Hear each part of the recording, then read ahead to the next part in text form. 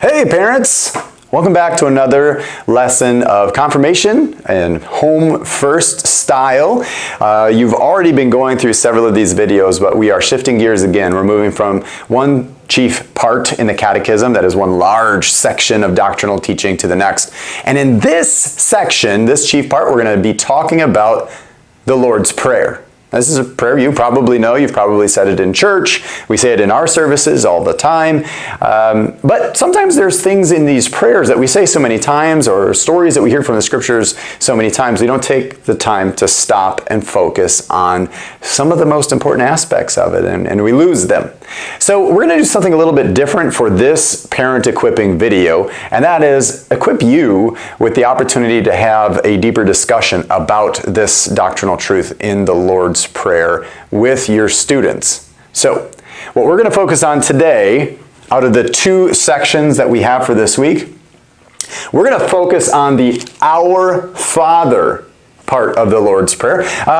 If you want to know more about the Hallowed Be Thy Name, please, as always, watch the student video with your child. Hopefully you're doing that every week. But in that, I go into much more detail into what hallowed means, because how often do you use the word hallowed in everyday life? But really, what does hallowed mean? And also, what is the name of the Lord?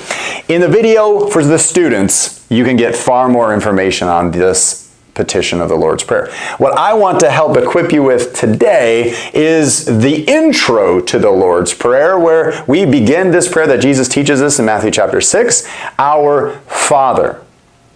Now, when you read through the writings of Martin Luther, an excellent theologian, one that frames the small catechism and gives us even more information about who God is in the person of Jesus, so much so that many churches are Lutheran churches.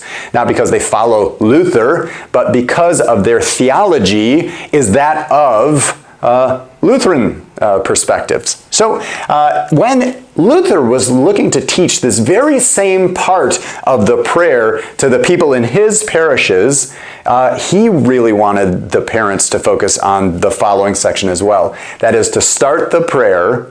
Jesus is intentional about this. Luther is focusing on this. We should focus on this. Our Father. And Luther gives us this beautiful image that Jesus was getting at as well, and that is to come to the Creator of the universe as dear children approach their dear Father. So that this prayer is a source of intimacy, of closeness. Now, as you think about dear children talking to their dear Father, this might be a good opportunity for you to share what the Christian walk has been like for you. So maybe there were some seasons in your life where you felt far from your Heavenly Father. Maybe there are some seasons of your life where you felt near to your Heavenly Father. Either way, this is a good opportunity for you to share, just honestly, what your walk in the Christian faith has looked like with your Heavenly Father. But as I would like to remind you as you're listening to this video, and hopefully then you can remind your children that however near or far you feel is different than where He actually is. You may feel far from Him, but He is as close to you as your child is to you watching this video. You may feel near to Him. He is still as close to you as the air that surrounds you. And I don't want you to think that this is some kind of weird take about proximity of the Father to His people, just of our culture or our time. In fact, what I want to draw you back to is a quote from Deuteronomy chapter 1, where he's drawing the same intimate connection between himself as a father and his people, his children, when he is going through and summarizing how close he was to them while they wandered in the wilderness back after their oppression and slavery in Egypt.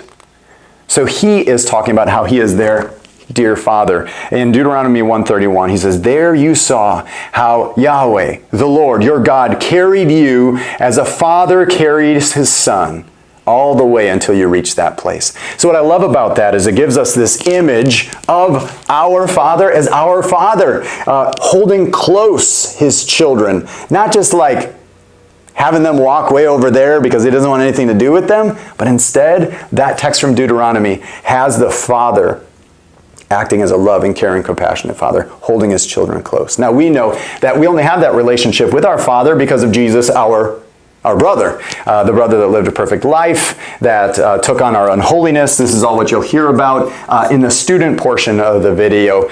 We have access to that kind of wonderful, close relationship with our Father because of Jesus. But still, so many people live in relationship with God where they feel far from him. Or they think their nearness to him is dependent on how good they act or what they say and do, and that's not it at all.